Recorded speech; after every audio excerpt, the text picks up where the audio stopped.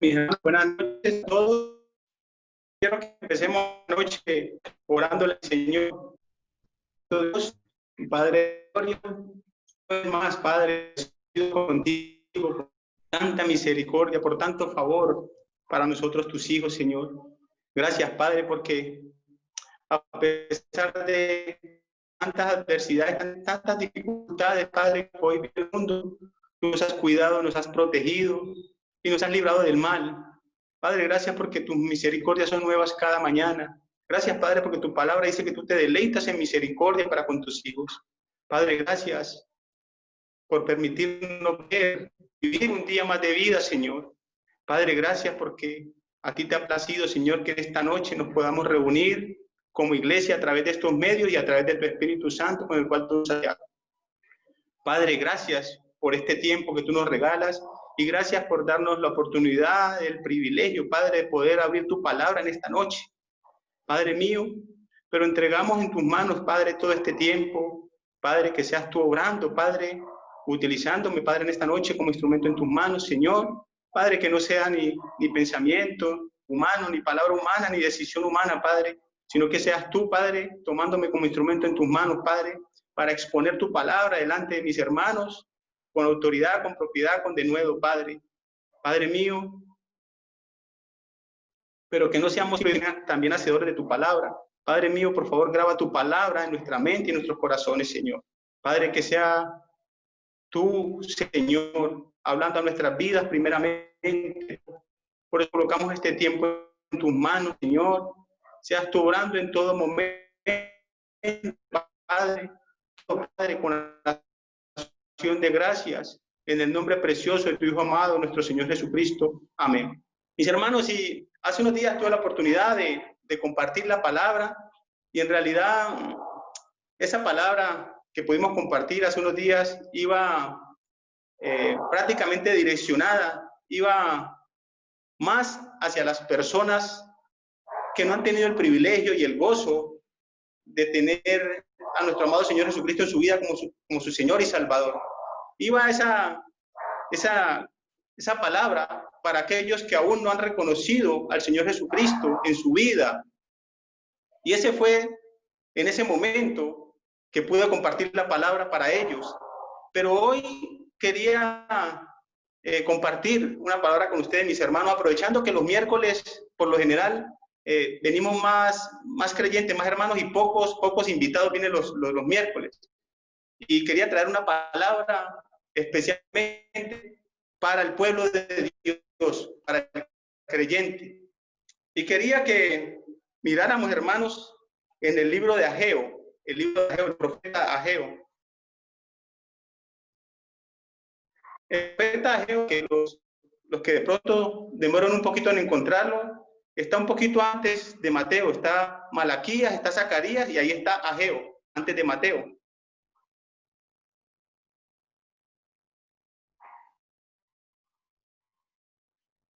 Dice la palabra de Dios: en el año segundo del rey Darío, en el mes sexto, en el primer día del mes, vino palabra de Jehová por medio del profeta Ageo a Zorobabel, hijo de Salatiel, gobernador de Judá, y a Josué, hijo de Josadat, sumo sacerdote, diciendo: así ha dicho Jehová de los ejércitos, diciendo: este pueblo dice, no ha llegado aún el tiempo de que la casa de Jehová sea reedificada. Entonces vino palabra de Jehová por medio del profeta Ageo, diciendo: es para vosotros tiempo, para vosotros, de habitar en vuestras casas artesonadas, y esta casa está desierta. Pues así ha dicho Jehová de los ejércitos: meditad bien sobre vuestros caminos. Sembráis mucho y recogéis poco, coméis y no os saciáis, os vestís y no os calentáis, y el que trabaja a jornal recibe su jornal en saco roto. Así ha dicho Jehová de los ejércitos: meditad sobre vuestros caminos, subid al monte y traed madera, y reedificad la casa, y pondré en ella mi voluntad, y seré glorificado, ha dicho Jehová. Buscáis mucho y halláis poco, y encerráis en casa, y yo lo dispersaré en un soplo. ¿Por qué? dice Jehová de los ejércitos, por cuanto mi casa está desierta y cada uno de vosotros corre a su propia casa. Por eso se detuvo de los cielos sobre vosotros la lluvia y la tierra detuvo sus frutos. Y llamé la sequía sobre esta tierra y sobre los montes, sobre el trigo, sobre el vino, sobre el aceite, sobre todo lo que la tierra produce, sobre los hombres y sobre las bestias y sobre todo el trabajo de las manos. Y estamos viendo aquí Dios hablando a través del profeta Ageo. Este profeta Ageo nació en el tiempo en que el pueblo estaba cautivo en Babilonia. El profeta Ageo es contemporáneo con Esdras, con Nehemías, con Zacarías y aún con Malaquías. Si bien los libros están separados en tiempo, son, digamos, del mismo tiempo. El profeta Ageo tuvo su ministerio, pudo servirle al Señor en ese tiempo en que el pueblo volvió del cautiverio a Judá. El nombre Ageo significa solemnidad o significa fiesta. Este profeta inició su ministerio cuando tenía 16 años. Él nació allá él siendo judío, pero nació allá en cautiverio, nació en Babilonia. Pero quiero que comencemos desde el principio. En otra oportunidad yo tuve, digamos, valga la redundancia, la oportunidad de hablarles acerca del reino de Israel cuando estaba unido, cuando era completo, que el profeta, el rey Saúl, lo sucedió el rey David, luego lo sucedió el rey Salomón, y de ahí se dividió en dos. 10 tribus se fueron al norte formando el pueblo de Israel, y 2 tribus, la tribu de Judá y Benjamín, se quedaron en el sur formando el pueblo de Judá. Esas tribus de Israel, a causa de su pecado, fueron llevados cautivos a Asiria. Y los judíos que fueron allá llevados cautivos se entremezclaron con los asirios y nacieron los samaritanos. Acá en el pueblo de Judá, las 2 tribus del sur, también llegó el momento en que pecaron contra Dios. Habían abandonado al Señor y también fueron llevados cautivos por Nabucodonosor a Babilonia. Pero Dios ya había dicho eso por boca del profeta Jeremías. Ya había sido una profecía de que el pueblo tenía que ser llevado allá por 70 años. Ellos tuvieron 70 años cautivos en Babilonia. Yo quiero que miremos la profecía en Jeremías.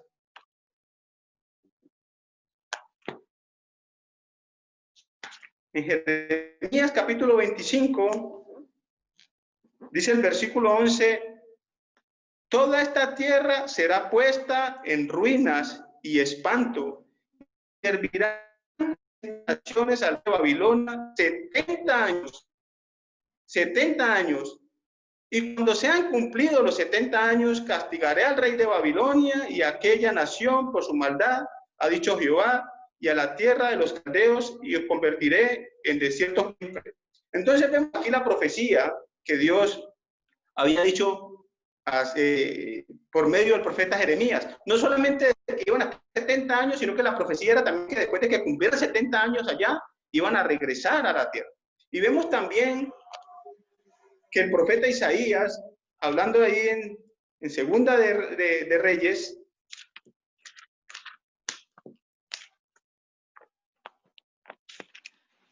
en Segunda de Reyes, cuando le estaba hablando a Ezequías, cuando Ezequías le mostró todas las riquezas, Isaías de parte de Dios viene en el capítulo 20, Ezequías 20, Segunda de Reyes capítulo 20, y dice el versículo 16 y 17, dice, entonces Isaías dijo a Ezequías, oye palabra de Jehová, he aquí vienen días en que todo lo que está en tu casa y todo lo que tus padres han atesorado hasta hoy será llevado a Babilonia sin quedar nada, dijo Jehová. Y de tus hijos que saldrán de ti, que habrás engendrado, tomarán y servirán de eunucos en el palacio del rey de Babilonia. Entonces Ezequías dijo a Isaías, la palabra que Jehová ha hablado, después, bueno, dice la palabra que Jehová ha hablado es buena. Después dijo, al menos paz y seguridad en mis días. Pero estamos viendo la profecía que Dios había dicho a este pueblo por parte de Isaías, el profeta. Y en Isaías capítulo 45 vemos también que cómo la palabra nos habla ahí acerca de esta profecía.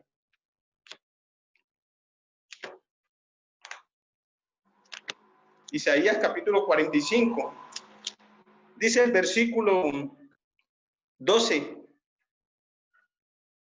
dice, yo hice la tierra y creé sobre ella al hombre. Yo mismo mis manos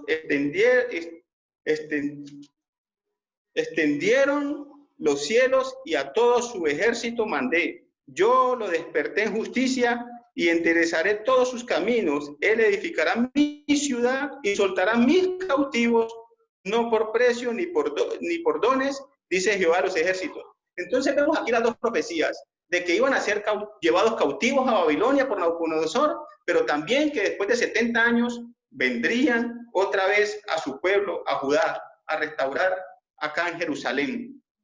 Y vemos cómo Dios a través del profeta Ageo le dice así ha hablado Jehová de los ejércitos, diciendo, este pueblo dice, no ha llegado aún el tiempo de que la casa de Jehová sea reedificada. Entonces, ellos llegan a Judá, son 50,000 hombres que vienen, los que habían quedado del cautiverio allá en Babilonia, ese remanente que había quedado, se vienen 50,000 hombres. Dios había dicho que ellos tenían que venir. Entonces el rey Ciro, Dios le colocó en el corazón del rey Ciro que ya era hora de que ese pueblo regresara a reedificar las murallas, a reedificar el templo. Y el rey Ciro efectivamente les dice, bueno, vayan, ya Dios había obrado en el corazón de él, vayan. Y vienen en cabeza de Esdras, Nehemías, Zorobabel y Yeshua o Josué. Y se vienen a reedificar el templo. Llegan con ese ánimo a otra vez organizar las cosas de Dios y comienzan a colocar los cimientos del templo que había hecho Salomón. Pero estos hombres, digamos los samaritanos, las tribus del norte, le vienen y le dicen a los de las tribus del sur que querían ayudarles a reedificar el templo. Pero los de las tribus de Judá, los del reino del sur, le dijeron que no harían una cosa de esas, que ellos solamente levantar el templo y reedificar el templo de su pueblo. Y entonces empiezan estos samaritanos a tratar de entorpecer la obra y a tratar de ir a llevarle cuentos al rey de Persia, en este momento Darío, porque ya Babilonia había quedado sumida sobre los persas, y ya era el rey Darío que estaba en este momento, digamos, tenía el mando de todos los pueblos. Y entonces se presenta el primer obstáculo, pero al primer obstáculo que se presenta, entonces, ¿qué hizo el pueblo de Judá? Dijeron, no, pues ya se presentó un obstáculo, dejemos así y no construyamos nada. Y habían pasado, mis hermanos, 14 años. 14 años habían pasado y ellos habían dejado eso allí porque se les presentó un obstáculo. Cuando Dios habla en nuestras vidas, cuando Dios quiere que le sirvamos a Él, cuando Dios quiere que Él sea nuestra prioridad, y nosotros en el primer obstáculo abandonamos lo que Dios ha mostrado en nuestra vida, en nuestro corazón. Yo digo, sería fácil el trabajo, la tarea que vino a cumplir nuestro Señor Jesucristo. Fue difícil todo el sufrimiento que pasó nuestro amado Señor Jesucristo, y tanta dificultad y tantos tropiezos y tantos obstáculos, pero aún así Él terminó la obra y fue una obra perfecta y completa. Pero nosotros como creyentes, Dios habla en nuestras vidas. Dios quiere que le tengamos a Él como prioridad en nuestras vidas y que nos apersonemos de las cosas que tienen que ver con Dios. Pero entonces vemos un primer obstáculo y ahí ya nos quedó todo el ánimo. Y ya decimos, no, ya esto no es de Dios, porque este obstáculo ya quiere decir que esto no es de Dios. Y eso estaba pasando en este momento aquí. Entonces dice, así ha hablado Jehová a los ejércitos, diciendo, este pueblo dice, no ha llegado a un tiempo, el tiempo de que la casa de Jehová sea edificada. Oiga, mis hermanos, y me parece, digamos, una falta de respeto del pueblo de Dios con el mismo Dios. Le dice, Dios quiere que reedifiquen el templo y ellos le dicen, no, todavía no es tiempo. Nosotros somos los que sabemos cuándo es el tiempo. O sea, ahora ya no es Dios el omnipotente, el omnipresente, el omnisciente, el que todo lo sabe, el que tiene todo el tiempo aquí en sus manos. El que puede ver el pasado, el presente y el futuro al mismo tiempo, sino que ellos eran los que estaban diciendo, no, todavía no es tiempo que reedifiquemos el templo. Ellos le estaban diciendo a Dios, todavía no es tiempo. Pero entonces sí tenían tiempo para sus cosas personales. Mire, dice, entonces vino palabra de Jehová por medio del profeta Ageo diciendo, es para vosotros tiempo, para vosotros de habitar en vuestras casas artesonadas, y esta casa está desierta. O sea, tenían tiempo para dedicarle a construir sus propias casas, y dice casas artesonadas, casas de lujo. Tenían todo el tiempo para hacer sus casas bonitas, con lujo, pero no tenían tiempo para ir a reedificar la casa de Dios. Yo, mis hermanos, ahora que nosotros como iglesia, como congregación hemos emprendido esta tarea de construir casa para el Señor, yo leyendo este tema, leyendo esta parte de la palabra de Dios, le digo que mis hermanos que hace efecto en la vida de uno, hace efecto en el corazón de uno. Y estos hombres querían dedicarse solamente a hacer las cosas personales de ellos y querían dedicar su tiempo a ellos, a su familia, a sus cosas, pero no tenían tiempo para las cosas de Dios. Y eso nos está pasando hoy, mis hermanos. Hoy tenemos tiempo para nuestro trabajo, pero no tenemos tiempo para Dios. Tenemos tiempo para nuestras familias, para nuestros hijos y tantas cosas personales, de beneficio personal, pero no tenemos tiempo para Dios. Y Dios nos está llamando y Dios nos está diciendo, pero no tenemos tiempo para Dios. Eso es lo que estaba pasando en este momento con el pueblo, con este pueblo de Judá. Tenían tiempo para hacer todas sus cosas, pero no tenían tiempo para Dios. Y eso nos pasa a nosotros, mis hermanos.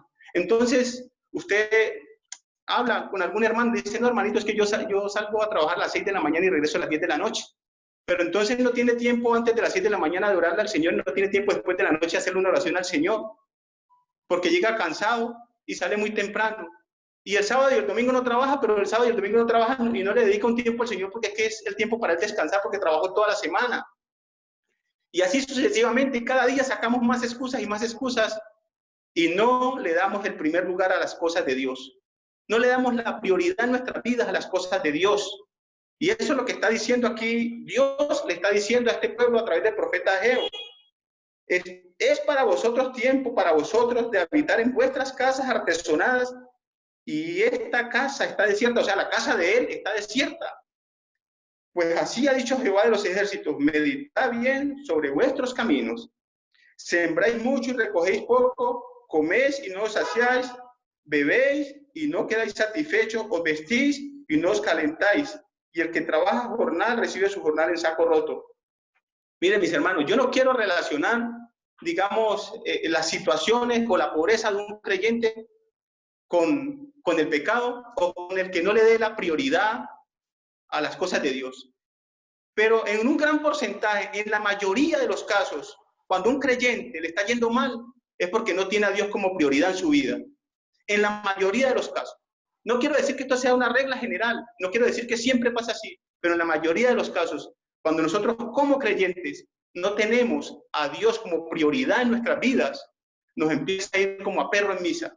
Mira el ejemplo que colocan allí, sembráis mucho y recogéis poco. Entonces vemos que a veces nosotros como creyentes nos metemos en un negocio, invertimos en algo. Y a veces ni siquiera logramos al Señor para hacer ese negocio o para invertir ese dinero. Y a veces no recogemos ni siquiera lo que invertimos. Pero por eso, porque no es Dios prioridad en nuestras vidas. Y hay un ejemplo. Cuando yo puedo decir este ejemplo con propiedad porque me ha pasado. Y quizás algunos de los hermanos que han trabajado en alguna empresa, tienen el mismo trabajo, tienen el mismo empleo, ganan el mismo salario. Y quizá usted como creyente tenga más obligaciones que él. Y usted coge el sueldito y usted paga aquí, paga allá y hasta le queda para la gaseosa. Pero su compañero al otro día le está diciendo que le preste para el almuerzo. Entonces vemos la diferencia cuando nosotros colocamos a Dios como prioridad en nuestras vidas. Y esos son hechos vivibles y son hechos latentes que nosotros hemos vivido y que yo he vivido y que más de un hermano ha vivido. Cuando nosotros colocamos a Dios como prioridad en nuestras vidas, somos bendecidos y todo nos va bien en todo. Nos va bien en todo. Y cogemos el sueldito, cogemos la platica y nos alcanza para todo y hasta nos sobra plata. Entonces, eso es lo que estaba pasando aquí. Entonces, Dios les dice a ellos, por cuanto ustedes están dedicados a las cosas personales de ustedes y la casa mía está desierta, pues entonces esto van a vivir. Siembran mucho y recogen poco, comen y no se sacian, beben y no se llenan, no quedan satisfechos y se visten y no se calientan, y el que trabaja jornal trabaja como en saco roto. Mis hermanos, hoy es un mensaje especial para el creyente. Es un mensaje especial para que nosotros le demos prioridad a Dios y a las cosas de Dios. Que lo de nosotros pase a un segundo plano, pero es Dios la prioridad en nuestras vidas. Y yo quería llevar esto al campo espiritual. Si bien Dios aquí en este momento le está hablando a su pueblo, a los judíos, hoy esta palabra también es para nosotros, que hoy somos su pueblo, la iglesia de Dios. Dios paró con Israel, ahora está tratando con nosotros, con su pueblo, con la iglesia de Dios, que somos su pueblo ahora. Y quería llevar esto al campo espiritual. Cuando la palabra de Dios nos habla de un templo, de este templo que está reedificando, que Dios quiere que reedifiquen, pues la palabra nos enseña que nosotros somos templo de Dios.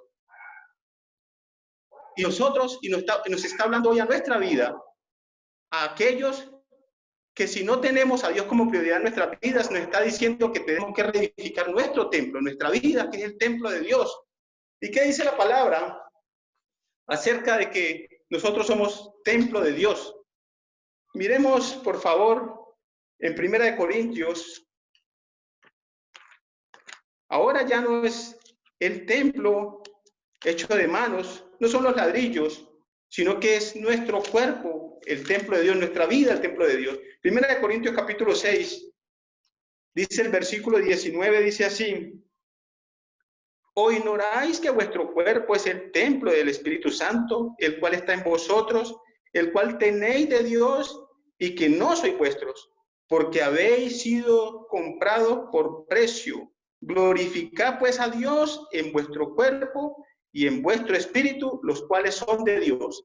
Así como Dios les exigía, estaba exigiendo a su pueblo, que deberían de reedificar el templo, ese templo hecho de ladrillos, pues hoy nos está diciendo a nosotros que somos templo de Dios, tenemos que reedificar nuestro templo para Dios, tenemos que darle la prioridad a Dios, que Dios sea prioridad para nuestras vidas. Y dice en Romanos capítulo 5,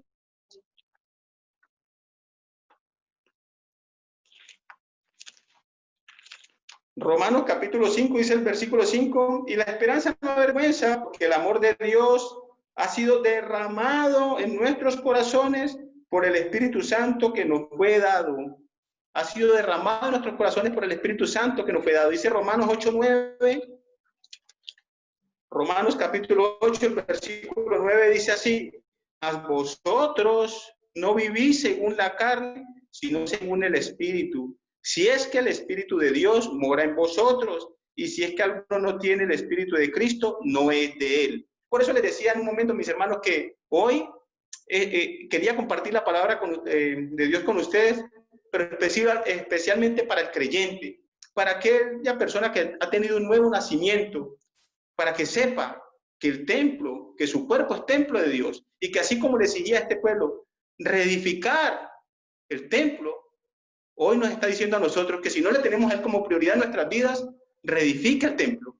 Ya no puede pasar más tiempo, así como pasaron 14 años para que estos pudieran volver a coger la obra. Hoy le está diciendo, reedifique su templo.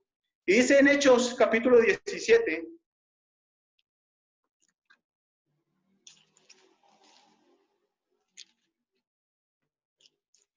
Hechos capítulo 17 dice el versículo 24, dice así: el Dios que hizo el mundo y todas las cosas que en él hay, siendo Señor del cielo y de la tierra, no habita en templos hechos por manos humanas, ni es honrado por manos de hombre, como si necesitase de algo, pues es el quien da todo a todos vida y aliento y todas las cosas. Él no habita en templos hechos de manos, Él ahora habita en nuestros corazones. Entonces, como ya sabemos que estamos viendo, dando una mirada a esta palabra del profeta Ageo, estamos dando una mirada a nivel espiritual. Entonces, si Él está hablando aquí de reedificar el templo, hoy está hablando de nuestras vidas y cómo nosotros debemos de santificarnos para Él, y el tema que es de esta noche, darle la prioridad a Dios en nuestras vidas. Que Él no ocupe ni el segundo, ni el tercero, ni el cuarto lugar, sino que tiene que ser el primer lugar en nuestras vidas. Entonces dice la palabra de Dios, sembráis mucho, cuando no le damos la prioridad a Dios, cuando no es primero en nuestras vidas, entonces dice, sembráis mucho y recogéis poco.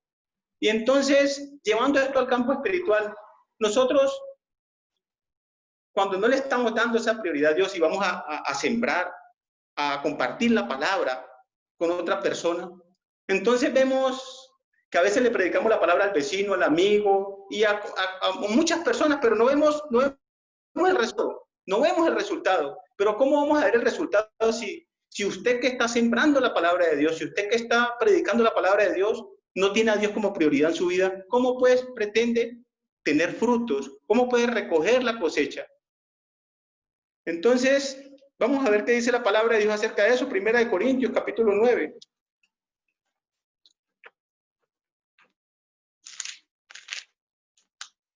Dice el versículo 11.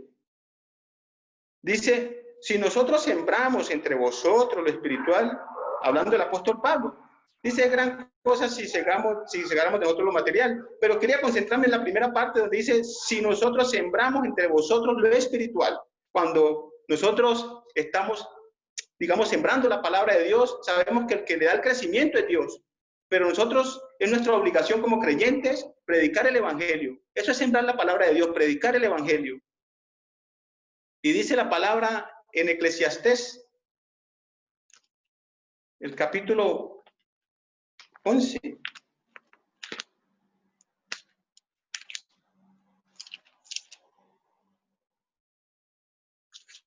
Dice el capítulo 11 de Eclesiastés así. El versículo 4 dice, el que al viento observa no siembra, y el que mira las nubes no segará. Entonces, ¿qué dice la palabra acerca de esto? O sea, cuando usted quita la mirada del Señor, cuando usted le pone cuidado a otras cosas, pues usted no siembra. Eso es lo que está diciendo la palabra. Cuando usted se concentra en otras cosas que no es Dios, cuando usted no tiene a Dios como prioridad en su vida, pues usted no va a sembrar nada. Eso es lo que está diciendo la palabra en este versículo. Y dice en Gálatas, mis hermanos, capítulo 6, dice el versículo 7, dice así, no os engañéis, Dios no puede ser burlado, pues todo lo que el hombre sembrare, eso también segará. Porque el que siembra para su carne, de la carne segará corrupción, mas el que siembra para el espíritu, del espíritu segará vida eterna. Y estamos hablando acerca de la palabra de sembráis mucho y recogéis poco. Entonces, cuando yo soy un cristiano, pero soy más carnal que espiritual, y voy a predicar la palabra, pues de eso que estoy sembrando, de eso voy a recoger. ¿Cómo voy a recoger un fruto bueno de lo que yo estoy sembrando? Si yo mismo no estoy dando mi testimonio y no estoy dando mi ejemplo de que Dios es prioridad para mi vida. Entonces, por eso dice la palabra, sembráis mucho y recogéis poco. Pero también nos dice la palabra de Dios, coméis y no saciáis. Y ustedes saben qué significa el crecimiento espiritual, es la palabra de Dios. Y la palabra nos enseña, cuando el Señor Jesucristo estuvo en el desierto tentado por el enemigo, que le dijo que convirtiera las piedras en pan para que se alimentaran, el Señor Jesucristo, ¿qué le dijo? No solo de pan vive el hombre, sino de toda palabra que sale de la boca de Dios. De toda palabra que sale de la boca de Dios. Ese es nuestro alimento, ese es el alimento del creyente, la palabra de Dios. Entonces dice, coméis y no os saciáis. Entonces,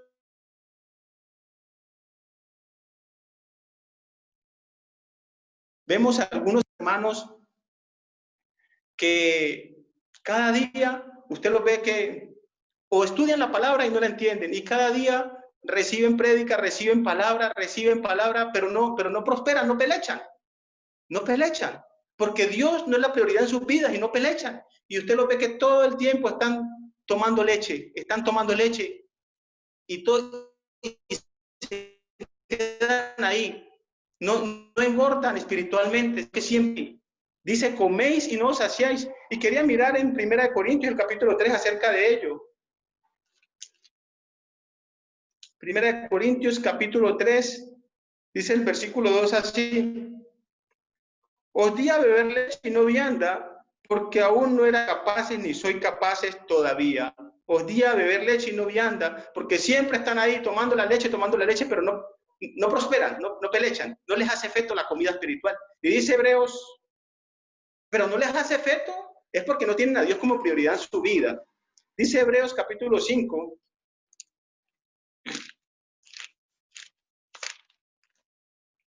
dice Hebreos capítulo 5, dice el versículo 12, dice así: porque debiendo ser ya maestros, después de tanto tiempo, tenéis necesidad de que os vuelva a enseñar cuáles son los primeros rudimentos de la palabra de Dios. Y habéis llegado a ser tales que tenéis necesidad de leche y no de alimento sólido. Y todo aquel que participa de la leche es inexperto en la palabra, porque es niño.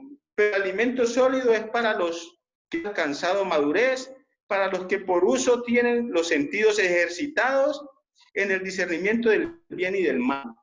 Entonces eso nos enseña la palabra, que cuando nosotros tenemos a Dios como prioridad en nuestras vidas, pues cada que recibimos palabra nos va haciendo efecto y nos vamos alimentando. Y ya comemos y nos aprovecha. No como dice aquí, no como Dios le decía a estos, a este pueblo, a través del profeta Ageo: coméis y no os saciáis. Eso le pasa al que no tiene a Dios como prioridad en su vida, que es el tema de hoy. Pero también le dice: bebéis y no quedáis satisfechos, no queda lleno. Y ustedes saben que la palabra nos ha enseñado de que el Espíritu Santo, el agua es símbolo del Espíritu Santo. Y dicen en el Evangelio, para que miremos, Juan capítulo 4, el Evangelio de Juan.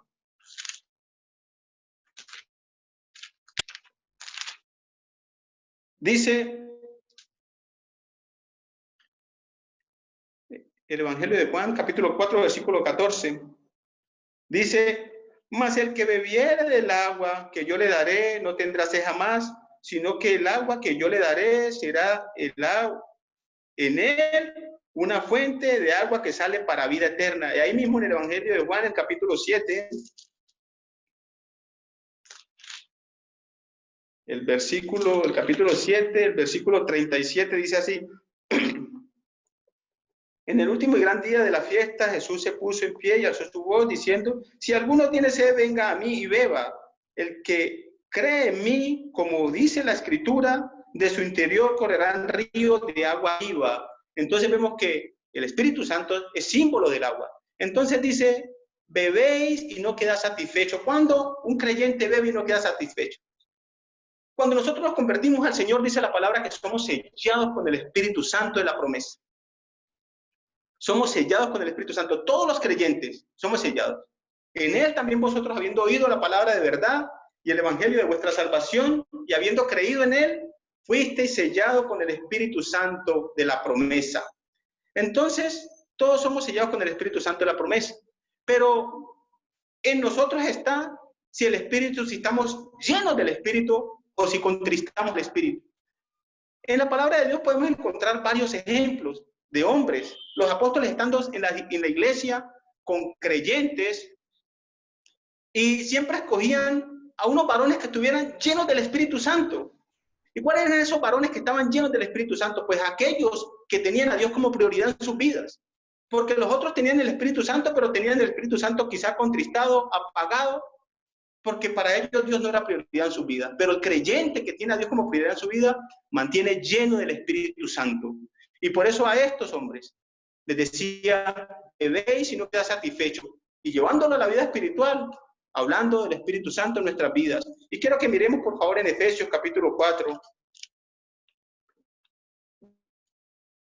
Efesios capítulo 4.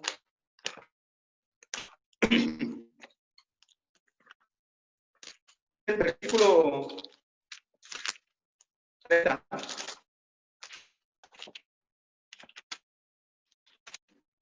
Dice así, mis hermanos: no contristéis al Espíritu de Dios, con el cual fuiste sellado para el día de la redención.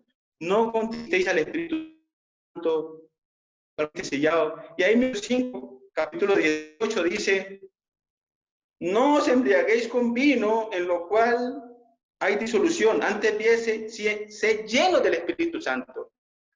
Antes bien, sé lleno del Espíritu Santo. Del Señor. Pablo lleno del Espíritu Santo. Y miremos también Hechos, ahí mismo en Hechos capítulo 4. En Hechos capítulo 4, dice así: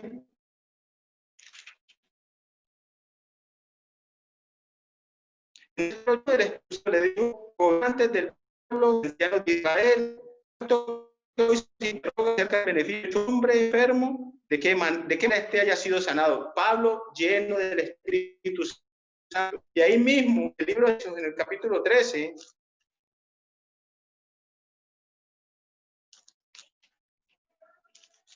en el capítulo 13, el versículo 52, dice, y lo dice, y ustedes saben cuál es el vestido del creyente. Cuando una persona se convierte al Señor, dice la palabra que somos limpiados con la sangre preciosa del Señor Jesucristo. Y ya nuestro vestido viene a ser Cristo, ya Cristo viene a verse en nuestras vidas. Cristo tiene que verse reflejado en nuestras vidas. Ya cuando una persona nos ve, a nosotros tiene que ver a Cristo reflejado en nuestras vidas. Si el Señor Jesucristo no se ve reflejado en una vida creyente, pues es como si estuviera desnudo, es como si no se hubiera vestido, porque Él es nuestro vestido, nuestro amado Señor Jesucristo. Y quería mirar, mis hermanos, en Eclesiastés capítulo 9, dice el versículo 8, dice así: goza la vida. Eclesiastés capítulo 8 de la Jesucristo. Dice también en Efesios capítulo 6, dice en Efesios capítulo 6, hablando del vestido del creyente. Efesios capítulo 6, dice ahí: vestido de toda la armadura de Dios para que podáis del diablo. Y en Colosenses, mis hermanos,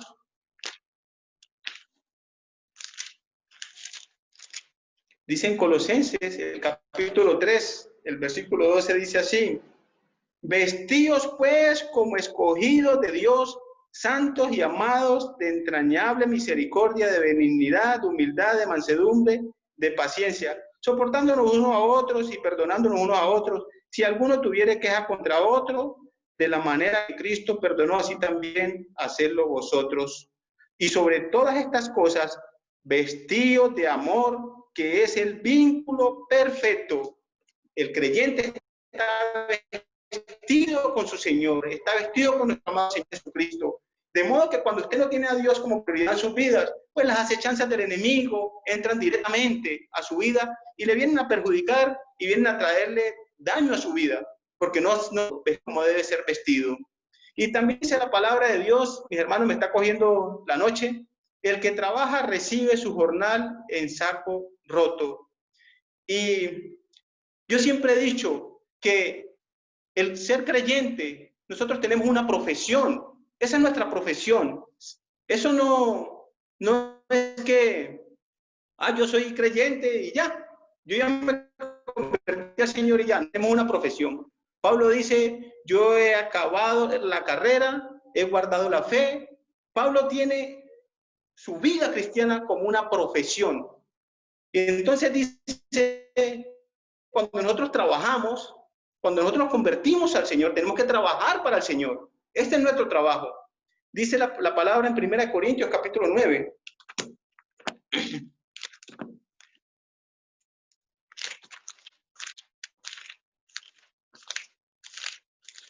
Primera de Corintios capítulo 9, versículo 24, dice así, mis hermanos: ¿No sabéis que los que corren en el estadio, todos a la verdad corren, pero uno solo se lleva el premio? Corred de tal manera que lo obtengáis. Nosotros trabajamos para el Señor con el deseo de tener premios, de tener galardones el día que estemos en la presencia del Señor. Ese es nuestro trabajo. Pero entonces, cuando nosotros, vuelvo al tema de hoy, no tenemos a Dios como prioridad en nuestras vidas, en realidad nos presentamos delante de Dios es con vergüenza, solamente con la salvación y listo, porque no trabajamos para el Señor. Porque lo que trabajamos lo echamos en saco roto, en un bolsillo roto, todo lo que trabajamos, porque como no tuvimos a Dios como prioridad en nuestras vidas, todo lo que trabajamos para el Señor, pues no fue visto por buenos ojos con Dios, por Dios, porque no hicimos nada para Él. Entonces dice Gálatas, mirando acerca de ello, Gálatas el capítulo 2, y el versículo 2 dice así: pero subí según una revelación, y para no correr o haber corrido en vano, expuse en privado a los que tenían cierta reputación del evangelio, predico entre los gentiles, hablando el apóstol Pablo de su trabajo, de su profesión, como un trabajador incansable de la palabra de Dios. Y dice Filipenses capítulo 2, versículo 6 dice así, Filipenses capítulo 2, versículo 16 dice así: asidos de la palabra de vida, para que en el día de Cristo yo pueda gloriarme de que no he corrido en vano, ni en vano he trabajado, ni en vano he trabajado. Y sabemos, bueno, le digo a mis hermanos, que el creyente tiene que ser un trabajador incansable que concierne a Dios, darle prioridad a todas las cosas que conciernen a Dios. Y por último, en este tema, segunda de Timoteo 4:8. Segunda de Timoteo 4:8 dice así: por lo demás me está guardada la corona de justicia, la cual me dará el Señor justo, pues justo en aquel día, y no solo a mí, sino también a todos los que vengan, y todos aquellos creyentes que han dispuesto su corazón tener a Dios como prioridad en su vida y trabajar para el Señor, trabajar para el Señor. Mi hermano, pues la verdad, me falta casi la mitad, entonces me va a tocar dejar allí. Voy a culminar con una parte cuando dice aquí en el libro de Ageo, dice: sembráis mucho y recogéis poco, coméis y no os saciáis, bebéis y no quedáis satisfechos, os vestís y no calentáis, y el que trabaja el jornal recibe su jornal en saco roto. Así ha dicho Jehová de los ejércitos: meditad sobre vuestros caminos, subid al monte y traed madera y reedificad la casa, y pondré en ella mi voluntad y seré glorificado, ha dicho Jehová. Cuando la palabra de Dios dice subid al monte, esto tiene un significado en la palabra de Dios. Quiere decir, busque la comunión con Dios, busque a Dios. El Señor Jesucristo subió muchas veces al monte a buscar la presencia de su Padre, a tener comunión con su Padre. Moisés cada que iba a hablar con Dios, subía al monte a hablar con Dios. Aquí tengo todos los versículos, pero pues no hay tiempo de exponérselos ahora, mis hermanos. Abraham, cuando fue a hacer el sacrificio de su hijo, a cumplir a Dios, subió al monte. Y subir al monte significa eso, buscar la comunión con Dios, apartarse de las cosas del mundo, apartarse de las cosas que lo tienen a usted todo el día ocupado y que no le han dado el tiempo para dedicárselo a Dios. Buscar la comunión con Dios es subir al monte. Vamos a dejar ahí, mis hermanos, por ahora. Este era, digamos, el mensaje, digamos, directamente para nosotros como creyentes, de poder darle la prioridad a Dios en todas las cosas que a Él concierne. Buenas noches, mis hermanos.